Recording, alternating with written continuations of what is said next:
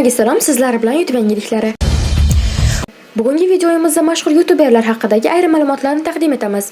Avvalo youtuber Takemitsu haqida. Takemitsuning asl ismi Muxlisa bo'lib, u hozirda yangi kanalda ijod faoliyatini davom ettirmoqda.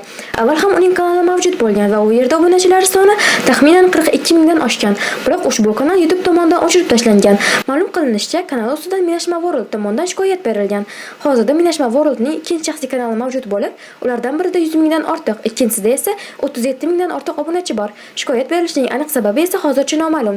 Hozirgi kunda Takemitsu yangi kanalda faoliyatini davom ettirib, bir necha bor comeback qilgan. So'nggi comeback 8-mart kuni amalga oshirilgan va u hozirgacha davom etmoqda. Tanaffuslar asosan o'qish bilan bog'liq ekani aytiladi. Shuningdek, Takemitsu hozirda Disa bilan hamkorlik qilmoqda. Shu sabab muxlislar orasida Ditsu qaytdi degan izohlar ham ko'p uchramoqda. Bundan tashqari Takemitsu o'zining entertainment sahifasi va Takemitsu haqidagi yangiliklar berib boriladigan alohida kanalni ham ishga tushirdi. Bu qilingan yangiliklar muxlislar orasida katta qiziqish uyg'otmoqda.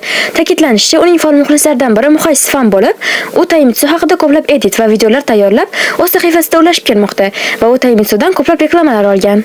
Bugungi ma'lumotlar shulardan iborat edi. Sizlar bilan YouTube yangiliklari jurnalistkasi Envus Wife bo'ldi. Hammaga rahmat.